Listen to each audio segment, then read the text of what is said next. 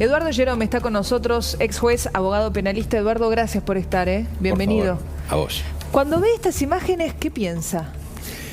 Si estas imágenes fueran una que pasa en la vida, sí, pensaría de una manera. Pero cuando esto sucede periódicamente, cada tanto vuelve a pasar un hecho similar y no se corrige, quiere decir que entonces esto es realmente algo que no se quiere corregir. ¿Qué se hace mal? Porque recién Lourdes decía, la policía los detiene, pero los jueces los liberan. Todo está mal. El sistema falla, Vivian, el sistema falla. ¿Por qué? Porque los jueces, no debemos olvidar algo, los jueces tienen una mirada hacia el delincuente que no es la mirada que tienen hacia la víctima. O sea, el garantismo. ¿Qué es el garantismo? El garantismo se supone que es darle garantías a una persona cuando enfrenta a la justicia para que ese juicio sea justo. Nadie lo va a negar. Esas garantías son más que necesarias para darlas.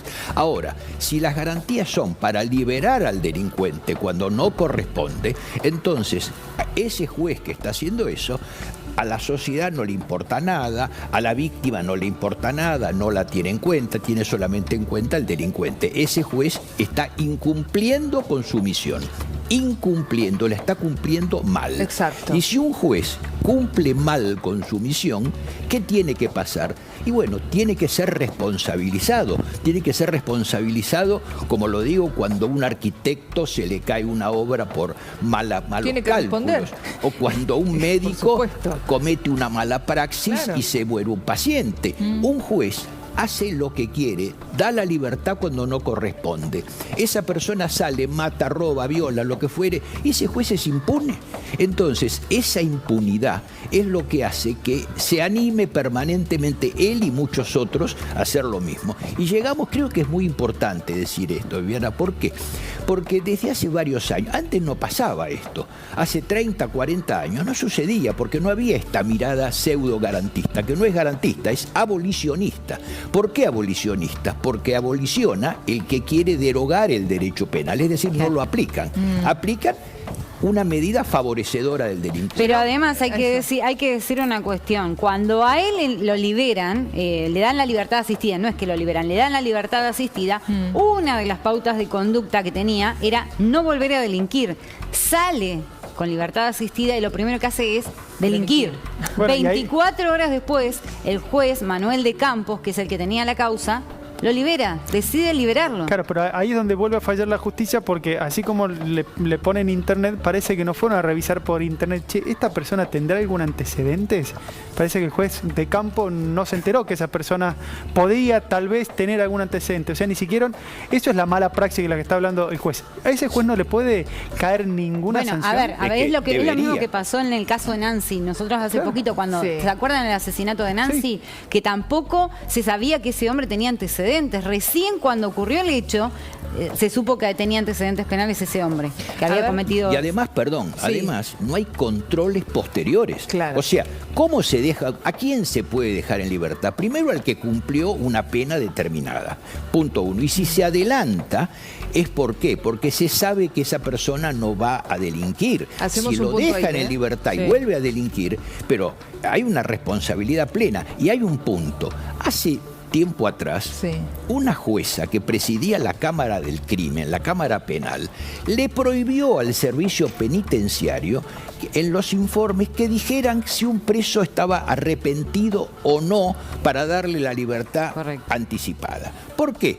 Porque no quería que el arrepentimiento fuera parte de la libertad. O sea que, aunque no se arrepintiera ni nada, consideraba que había que darle la libertad igual. Ni siquiera arrepintiéndose. Ni siquiera, pero ni siquiera querían que se arrepintiera. Lourdes decía algo interesante, y Jerome lo mismo, el garantismo. En diciembre, ¿cuándo fue? Corregime, el 8 de diciembre. El Día de la Virgen. El Día de la Virgen, de la Inmaculada Concepción de la Virgen, detienen a este delincuente que le provoca la muerte al taxista por robar una moto. 24 horas después sale. Ahora, Jerome, usted nos decía, la policía puede hacer las cosas bien, los jueces deciden otra cosa. ¿Qué piensan cuando deciden liberar a un delincuente con estas características? No piensan. No piensan. No les interesa. Actúan, porque si les interesara, si pensaran en las consecuencias, no lo harían. Tienen una ideología impregnada, antisocial, pero que ellos creen que es de avanzada.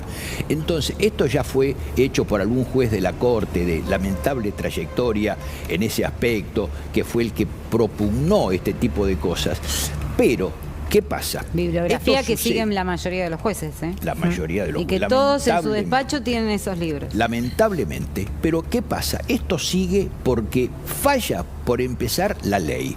Si hubiera leyes que impidieran este tipo de actos, y esto es algo que el Congreso debe asumir, si hubiera leyes concretas y que impidieran que los jueces se apartaran para poder hacer lo que quieren, y si hubiera leyes que responsabilizaran a los jueces cuando cometen este tipo de hechos y sin importar nada, y si además funcionaran los consejos de la magistratura y sancionaran a los magistrados, porque el Consejo de la Magistratura desempeña funciones, lamentablemente funciones políticas, y lo va a hacer cuando le conviene y cuando no le conviene. Las leyes son raras y las que hay no se cumplen, entonces estamos en una No, y cefalía también existe, también hay que hablar, en este punto voy a ir a favor de los jueces, en el sentido de que la ley de ejecución penal también te limita en ciertas cuestiones, porque si vos tenés que otorgarle la libertad asistida, la libertad condicional, o finalmente después se agota la pena, vos a la persona no la podés tener encerrada también porque estás incumpliendo con tus obligaciones como magistrado.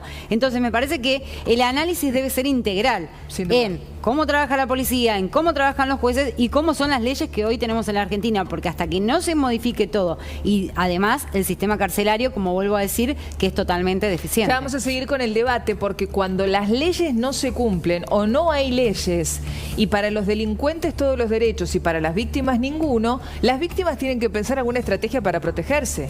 Porque están hartas de salir a la calle, que nos roben, que nos maten, a las mujeres que nos violen, que nos asesinen, que nos quemen y todo lo que pasa con nosotros. Entonces, en un ratito, ¿cómo hacen las personas que están hartas de la inseguridad? Bueno, piensan mecanismos de defensa artesanales, muy básicos, pero así vivimos. Tenemos información urgente.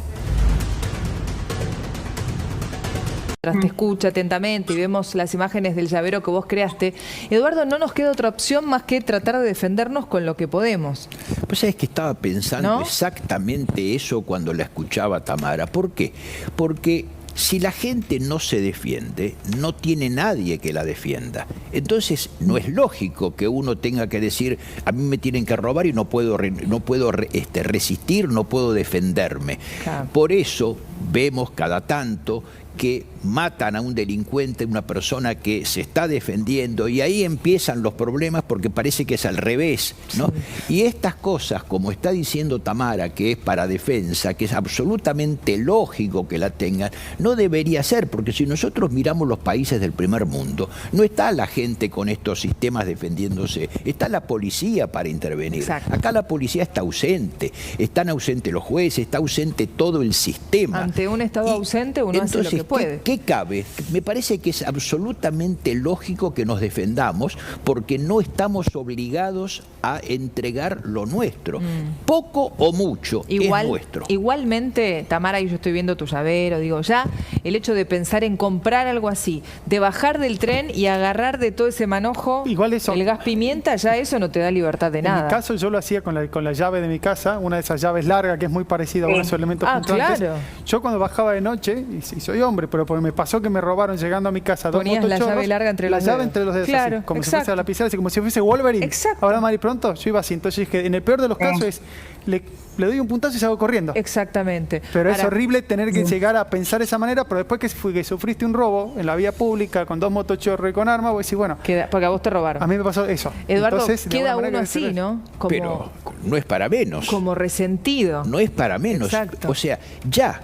El hecho de salir, como decías vos recién, llegué, mamá, llegué, estar prestos. O sea, cuando estamos, especialmente en determinados lugares, el Gran Buenos Aires, por ejemplo, es tierra de nadie. Entonces no se puede salir. Gente que tiene que llegar a la casa, tocar la bocina, dar la vuelta a la manzana para que le abran el garage. Mucha gente que ya no deja más el auto adentro del garage, prefiere dejarlo en la calle, en la puerta, y que ante cualquier cosa pague el seguro, a ser sometido a un asalto o a un secuestro. Y al lado de eso, ¿qué tenemos? Tenemos que un ministro de seguridad de la provincia dice, está bajando el delito. Entonces, este hombre está viviendo en otra galaxia. El ministro del helicóptero en Villa Gesell. El ministro del helicóptero. Ahora, la culpa la tienen de los que no pusieron bien la sombrilla. No, dijo que es peligroso ir con sombrilla a la playa. No. Peor, dijeron que no entienden por qué para ellos es noticia esto si están haciendo una temporada récord de cosas seguridad. que no se entienden. Bueno, que La de hecho respuesta- ahora la primera respuesta fue esa, los libertarios acaban de pedir que justamente dé explicaciones en el Congreso allá. O sea, sus voceros dijeron, esto no es noticia. ¿A ustedes por qué les parece noticia esto si la noticia es la gran temporada donde no hay inseguridad que estamos viviendo? Y la culpa es de la Se, sombrilla. se nos ríen en la En cara. la cara. Lamentablemente hay que decirlo. Ta- Estos funcionarios se nos ríen en la cara a todos nosotros. Sí, Y fíjate cuando hablas de la víctima. El delincuente elige ser delincuente. Elige serlo. La víctima no.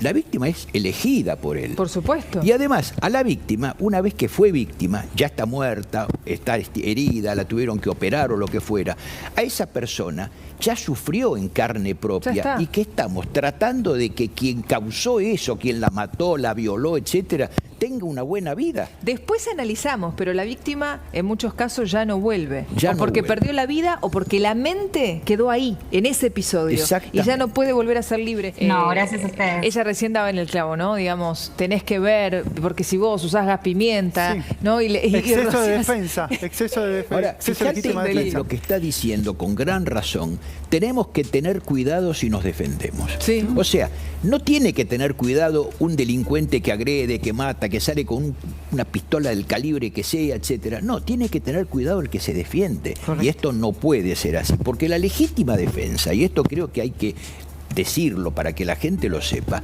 la legítima defensa no quiere decir que si me atacan con un cuchillo yo tengo que responder solo con un cuchillo. No, yo me voy a defender Con lo que con pueda. lo que puedo, Claro. con lo que tengo. Exacto. Ahora sí, viene un chiquillo y yo reacciono tirándole un tiro, eso es otra cosa, ahí habría un exceso absoluto. Claro, Pero claro. si no, yo tengo derecho a impedir que me roben. Y no solo tengo derecho a impedir que me roben, sino que tengo derecho a correr, a impedir que se lleven el robo, ¿no? Esto es un derecho inalienable que es el derecho de propiedad. Está amparado por la Constitución.